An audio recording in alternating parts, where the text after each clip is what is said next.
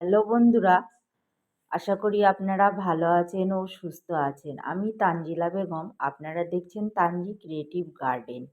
তো শীতে গোলাপ গাছে গোলাপ ফুল ফুটলে দেখতে কিন্তু খুবই সুন্দর লাগে। আর দেখুন কত সুন্দর ফুলও ফুটে আছে। তো আজকে আমি আপনাদের সঙ্গে শেয়ার করব যে প্রচুর ব্রাঞ্চ পেতে গোলাপ গাছের কী পরিচর্যা করবেন আর ঘরোয়া টিপস কম খরচে। তো দেখুন আমি যে গোলাপ গাছগুলো বসিয়েছিলাম তার কত সুন্দর ব্রাঞ্চ কিন্তু বার হচ্ছে, যেগুলো নতুন বসিয়েছি। আর পুরনো গাছগুলোতে তো গোলাপ ফুল প্রচুর ফুটে আছে আর কুঁড়িতেও ভর্তি হয়ে গেছে। তো এই যে গোলাপ গাছে প্রচুর ব্রাঞ্চ আনতে গেলে আমাদের কিন্তু বিশেষ একটা পরিচর্যা করতে হবে। তো সবই আপনাদের সঙ্গে শেয়ার করব আজকে। ভিডিওটি ধৈর্য ধরে দেখতে থাকুন। তো দেখুন, প্রথমে বলি, টবে যদি ঘাস থাকে অবশ্যই সেগুলো পরিষ্কার করবেন। আর এই যে তিনটে দেখছেন, এই তিনটি আছে শাক, সেই জন্য আমি কিন্তু রেখে দিলাম। তো দেখুন, প্রথমে সাইড থেকে আমরা মাটিটা একটু উঁচু করে নেব। আর আমার গাছের মাটিটা দেখুন কত ঝুরঝুরে। আমি যে চামচটা ব্যবহার করছি খাবার দেওয়ার জন্য, সেই চামচ দিয়েই কিন্তু আমি একটু আলগা করে নিয়েছি।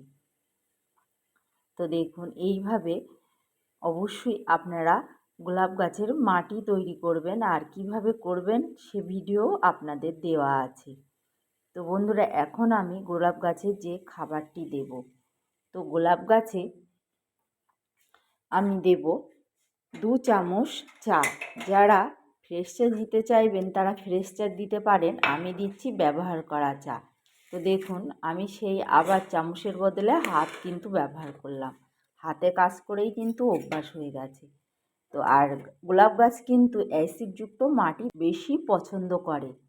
তো অবশ্যই আপনারা মাসে একবার চা ব্যবহার করবেন। আর দিলাম 1 চামচ আমি ডিমের খোসা। আর দিচ্ছি 1 চামচ সুপার সিঙ্গেল ফসফেট।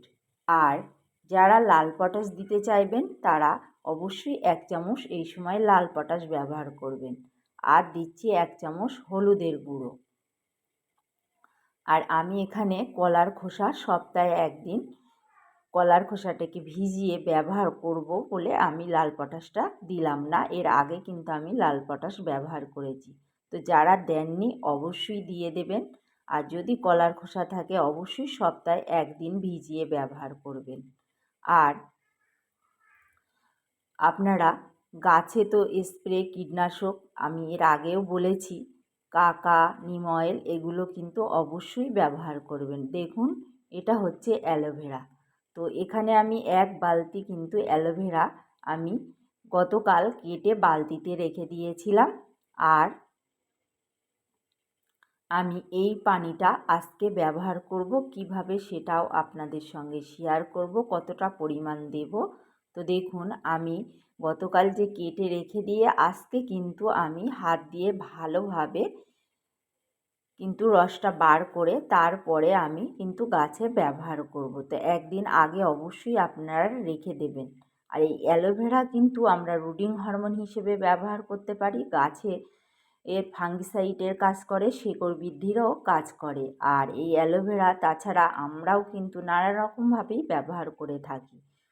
তো এখানে আমি যে বালতিতে গুলে নিয়েছি, তো প্রত্যেকটা বালতিতে এই প্রত্যেকটা টবে আমি দেব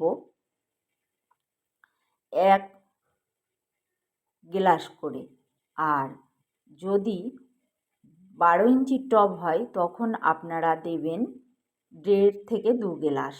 আর মাসে একবার ব্যবহার করবেন এই পানি। তো এই পানিটা ব্যবহার করলে গাছের গোড়ায় দুটো কাজ কিন্তু হবে, শিকড়ও বৃদ্ধি হবে আর ফাঙ্গিসাইডেরও কাজ করবে, নাইট্রোজেনেরও কাজ করবে। তো 3টি কাজ কিন্তু এই খাদ্য থেকে গাছ কিন্তু গ্রহণ করতে পারবে। তো বন্ধুরা, অবশ্যই প্রতিটা গাছে আপনারা এইভাবে ব্যবহার করুন। তো আজকের ভিডিওটি যদি ভালো লাগে লাইক, কমেন্ট ও শেয়ার করবেন। আর যারা নতুন দেখছেন, নতুন বন্ধুরা চ্যানেলটিকে অবশ্যই সাবস্ক্রাইব করবেন।